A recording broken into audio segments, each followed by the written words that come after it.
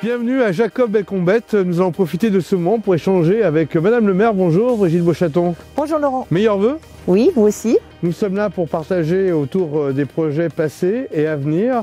Tout d'abord, une carte postale. On est sur une colline face à Chambéry.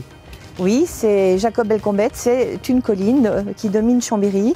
C'est une petite commune, puisque c'est la plus petite commune en superficie de Grand Chambéry. Mais c'est aussi une commune qui a des atouts, 3 atouts au moins, avec son côté citadin, mais son côté aussi agriculture, puisque nous avons la chance encore d'avoir un agriculteur, et puis son côté étudiant, puisque nous avons aussi un grand campus, le campus de Jacob-Belcombette. Eh bien, nous allons découvrir tout cela en images, avec vos propos, avec des exemples concrets qui ont été réalisés ces derniers temps, et puis surtout le projet d'avenir pour 2022. Restez avec nous, on prend de la hauteur.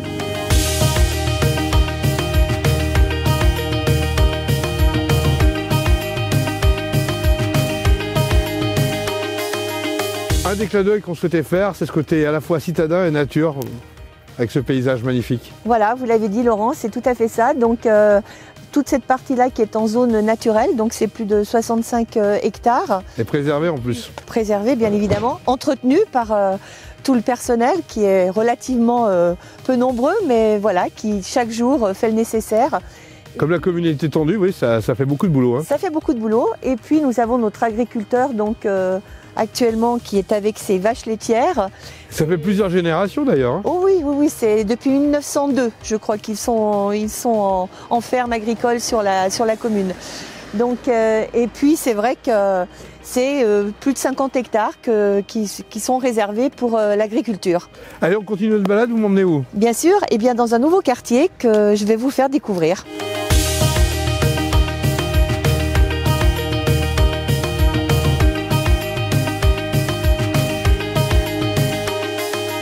Regardez comme c'est magnifique, vu sur Chambéry encore, la ZAC des Châtaignerets, un lieu d'habitation prisé. Oui, on a encore pris de la hauteur, Laurent. On est encore un petit peu plus haut. Donc la ZAC des Châtaignerets, c'est un projet de 10 ans. Hein. C'est pour la construction de cette ZAC, c'est 250 logements. Et c'est aussi donc de l'accession sociale, c'est de l'accession privée, c'est du locatif social, pour répondre aussi à la loi SRU avec ses 20% de logements sociaux. Alors sur les logements sociaux, vous êtes très fort à Jacob-Belcombette. Ah oui, puisque nous sommes la première commune de l'agglomération avec 37% de logements sociaux. Alors en montant, on a vu quand même que les routes étaient un peu étroites. Là, vous allez faire quelque chose? De toute façon, c'est une de nos priorités. C'est sécuriser les piétons et de leur permettre d'avoir des sentiers piétons ou des trottoirs. Donc raison pour laquelle chaque année, on investit dans des trottoirs, dans des sentiers piétons. Allez, on continue notre balade parce qu'il y a tellement de choses à voir à Jacob-Belcombette.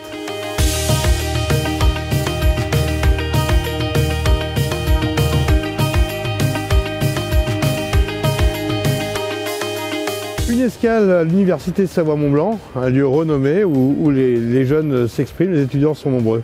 Et oui, puisque le campus de Jacob, c'est plus de 5500 étudiants tous les jours, donc qui fréquentent notre commune, puisqu'ils fréquentent le campus, et qui a besoin bien évidemment d'une grosse réhabilitation, une grosse rénovation, puisqu'il a pratiquement 50 ans et que rien n'avait été fait jusqu'à présent. Donc ça a commencé, ça va être long, ça va durer des années, et puis c'est aussi la raison pour laquelle on a beaucoup de logements, puisqu'on a beaucoup de logements aussi pour nos étudiants. On pense aux étudiants, avec tous ces habitants, les Jacobins ont besoin aussi d'une crèche. Là aussi, vous avez fait quelque chose. Nous avons déjà une crèche, hein, heureusement, la crèche de Tom Pouce, bien évidemment, qui fonctionne avec 25 places. Mais nous avons donc en 2021 réalisé aussi donc, une maison d'assistance maternelle qui permet d'accueillir 8 enfants et qui se trouve sur le fameux quartier, nouveau quartier de la ZAC des Châtaignerets. Donc c'est une association qui le gère et c'est la commune qui a acheté l'appartement. Un point important pour la commune, pour les Jacobins aussi, c'est le développement durable. C'est un sujet dont tout le monde parle aujourd'hui. Oui, tout le monde en parle et nous, ça fait un petit moment déjà qu'on l'a pris en considération puisque depuis 2008, on s'est attaqué à l'éclairage public. Hein, donc c'est un vaste projet. C'est des coûts importants pour la commune, mais nous allons faire en 2022 réaliser la dernière tranche, ce qui veut dire que nos 700 points lumineux seront donc aux normes. Et puis en même temps, donc, nous faisons en sorte de baisser l'intensité de la lumière. Nous ne sommes pas pour éteindre complètement et mettre la commune dans le noir. Pour la simple et bonne raison, c'est que nous avons une vie étudiante, donc avec des horaires un peu particuliers, et puis aussi beaucoup de personnel hospitalier, avec aussi des horaires décalés. Donc il est important pour nous de le prendre en considération et de sécuriser nos piétons. Et puis les vélos, donc c'est une priorité pour nous. Ça nous permet depuis quelques années déjà d'avoir bénéficié de consommations intéressantes, puisque je crois qu'aujourd'hui nous avons 62% d'économie au niveau de la consommation d'électricité de l'éclairage public. Merci Brigitte, on continue notre visite à travers Jacobel Combat, suivez-nous.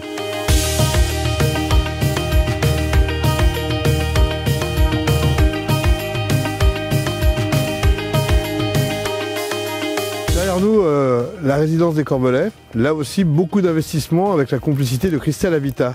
Oui, c'est Cristal Habitat et puis c'est vrai que c'est plus de 700 logements. Donc avec Cristal Habitat qui a commencé à faire de la rénovation thermique sur certains immeubles, nous allons aussi commencer la réalisation de jardins familiaux pour tout ce petit quartier qui a besoin de vivre et de profiter de la nature. Tout à fait.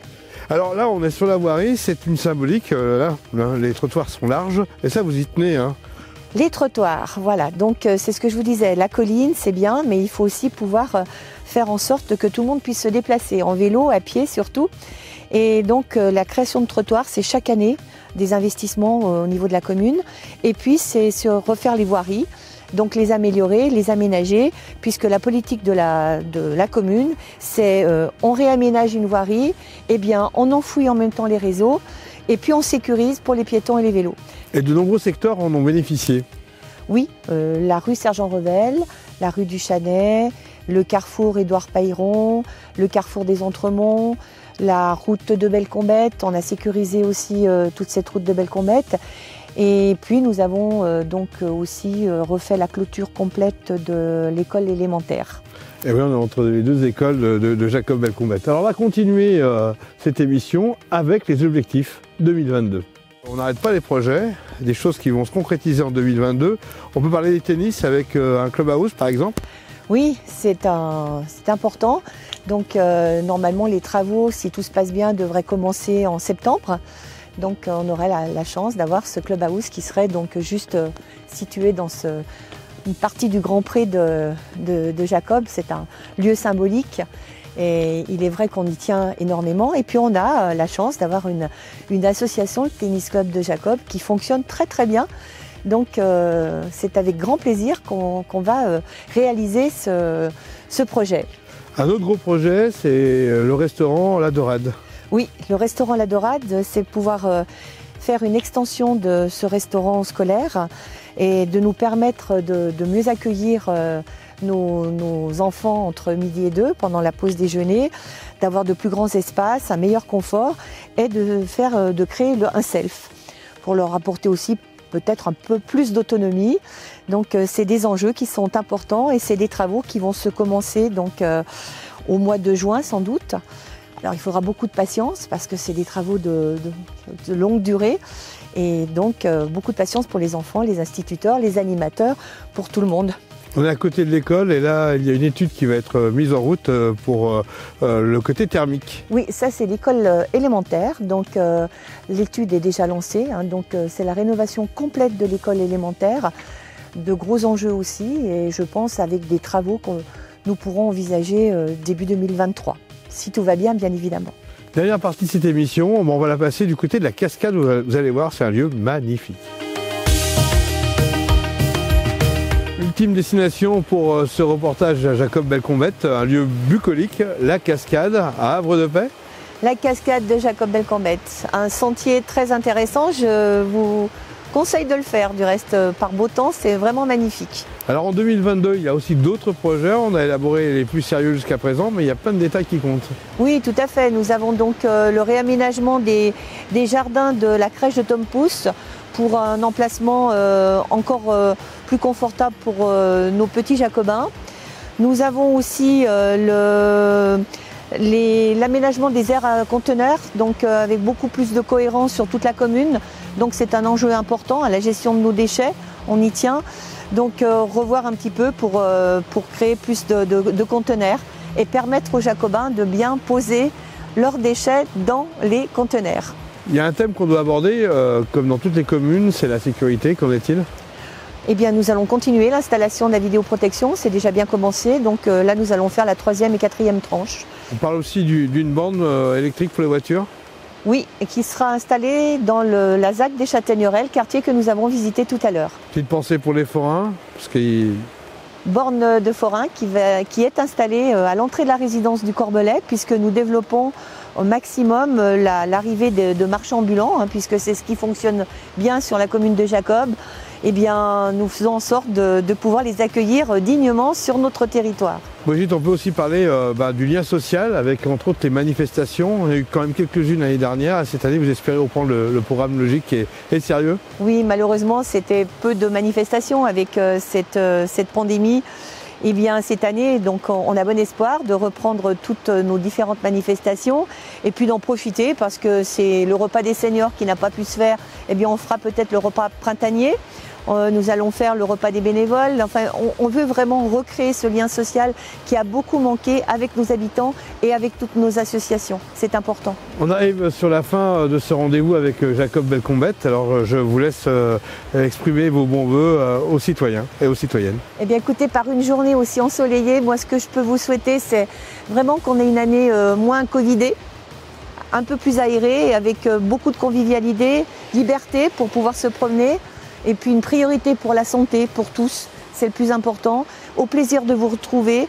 Toute l'équipe municipale se joint à moi pour vous souhaiter une très très bonne année 2022. Et vous savez que vous pouvez compter sur nous. Madame le maire, merci beaucoup. Et bonne année à vous, Jacobins, comme Savoyards qui nous regardaient. Merci beaucoup.